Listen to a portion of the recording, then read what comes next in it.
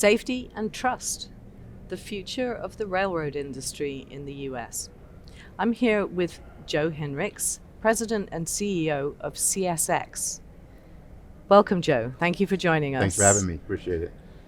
Can you tell us a little bit about what your thoughts are on the current state of the railroad industry in the US? Sure. I mean, obviously we know how important railroads are to our economy. That was highlighted very, very well last fall when we had the union contracts come up for negotiation and ultimately Congress getting involved. Yes. But the actual railroads themselves move about 40% of the freight in the United States that goes over 500 miles. So a big portion, and most of the serious hazmat, chemicals, coal, those kind of things run on rail. So very important part of the economy. The state of the industry really is in flux. We're really working hard to improve our service, but also very focused on safety. That's got a lot of attention lately in the industry and of course in the general media. And we're really focused on engaging our employees to provide a safer railroad and better service to our customers. Right, so let's go there with safety. Obviously the East Palestine crash has stayed in the news Yes. really more persistently than one might have expected. And yet, you know, that accident made a lot of headlines, but there are constant hazmat accidents on roads often. Can you talk a little bit about the railroad safety record compared to trucking? We sure can. So actually about 94% of hazmat spills are due to trucking and 4% due to rail. Right. Of course, when you have a major incident like Norfolk Southern's derailment in East Palestine, Ohio, it gets a lot of attention because it's very visual and Right. obviously And it's bigger as and well. It's big and it's impacted Yeah. the community. You know. Sure. And so we understand that. So we take that very seriously, and at Of CSX course. we're working very hard to make sure we can avoid those types of things. But most hazardous materials travel via rail. It's safer, it's on a controlled network. You don't want a lot of these materials in trucks next to cars in congested Sure. areas around cities. So a very Sure. important part of our economy is to make this happen and make it happen successfully. The railroad industry is really focused on working together to bring solutions to the table to make our network even safer. We have a great track record the last 10 years of improving safety, dramatically improving the number of derailments and accidents. However, we know that every single one of them is one too many. So we're working really hard with Congress and with our association to come together to find solutions to help our industry be a lot safer. Do you think that the attention that you've gotten from the White House in the last year or so, is that going to help the industry in the long run? Does it perhaps raise its importance in the eyes of both the administration and the public? Well, I think what's happened in the last 6 to 8 months has really raised the visibility of how important railroads are to our economy. That's for sure. However, it's also heightened sensitivities around the risks associated with rail and what happens when there's an accident. So the combination of the two I think is going to make us stronger as an industry coming together to find solutions, not competing on safety, but sharing best practices on safety and working with our regulators and our government officials to find solutions that can use technology, but also better legislation and regulation to help us improve safety. I think we're going to be stronger coming out of this, but knowing that, you know, it's been a little bit of a lot of visibility and a lot of attention for our industry. Joe, could you tell us a little bit about how railroad companies can help customers become more sustainable in their businesses? You know, railroads are about 4 to 5 times more fuel efficient moving goods over transportation lines than trucking. So one of the most important things we can do as a railroad industry to help the environment is actually have more capacity and provide better service to our customers so that more people want to move things via rail versus truck. It takes pressure off of the congestion on the roads. Taxpayers pay for those roads and bridges. We pay for our own capital.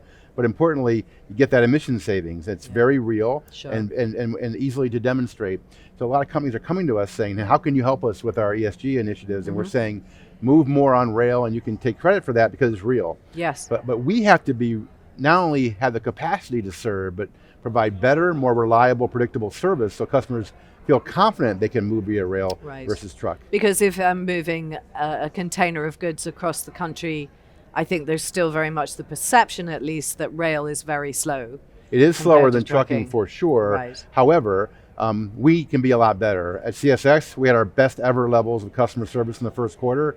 The Surface Transportation Board has come out and thanked us and recognized us for our levels of service and diminished our reporting responsibilities as a result of that. And as an industry, if we can keep getting better, we can demonstrate that yes, some of that time frame can shrink because we're running better, and also we can give you more predictability so you can plan Right. your business accordingly. Right, because it's not just about speed of delivery anymore. It's very much about predictability of when stuff's going to arrive. That's exactly right. So you can have the one of resources one of ready those to use conversations it. going on about here at the supply chain conference is all around how to get the ecosystem of supply chain to work Yeah. better together. Yes. Everything from software and inventory management to the actual transportation itself. Right. And so, yes, time is important, of course, but also predictability and reliability is important Coordination, yeah. because on both ends, both pickup and delivery, people are planning their resources Yeah, of and their course. plans around those time frames. So that's why we're working so hard to hit those time slots. Right.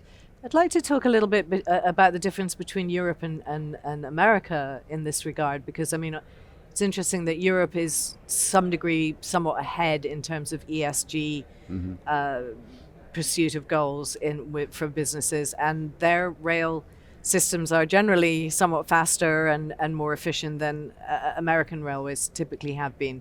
Where do you think that might be going? It's interesting because if you talk to a lot of the Europeans, they're envious of the freight rail network in North America. Right. Most Americans are envious of the passenger rail Right. network in Europe. Good point. So different Right. priorities over time, frankly. And Sure, so, sure. you know, we move a lot more goods in North America via rail than goods are moved in Europe, for example, which is better for the environment on that side, but passenger movement is dramatically different. So Sure. that's why the differences are. We have to really find a way for both to coexist. And Yeah. some of the newer developments are actually putting passenger rail on a unique rail line. Yes. They can run a lot faster Right. and not shared like we do in America. So one of the challenges we have with Amtrak, who's a good partner of ours, is a shared network. They use our Right. network for most of their movement. So we have freight Right. and passenger together, which can cause a little bit of complications. Whereas you don't see as Sure. much of that in Europe. Right. There's no question that overall, Yeah. you know, emissions reduction and the whole carbon footprint is in Europe much further ahead than North America. Definitely the way to go, though. Joe, could you talk a little bit about the importance of employees and what CSX and the railroad industry in general is doing to try and attract and retain good employees these days? Yeah, thank you. It's a very important question and discussion. In my view, we're a service business, and therefore employees feeling engaged and respected, appreciated, and motivated will lead to better service. Right. And so we're all about trying to improve the employee experience. The railroads, we're 196 years old, been around a long time. We have 12 unions. So there's a Wow. complicated relationship, a lot of history, and we need to overcome that to change the paradigm of our relationship with our employees Right. for them to feel really truly a part of what we call One CSX, Right. and then help us deliver better service to our customers. So we're working hard to work with unions. We're the first company to do paid sick leave with unions in the rail industry. We changed our attendance policies. We're working really hard to improve that employee experience and the culture so we can deliver better service and frankly have better retention of our employees Yes. that serve so many of our customers. So it's I think one of the most important things going on in the rail industry right now is improving the relationship with our employees. Right. That's a real priority for now. Well, thank you, Joe, so much for joining us here. Thank you for having me. Thank you. We've been talking about the future of the railroads in America with Joe Hinrichs, CEO and President of CSX. Thank you so much for joining us.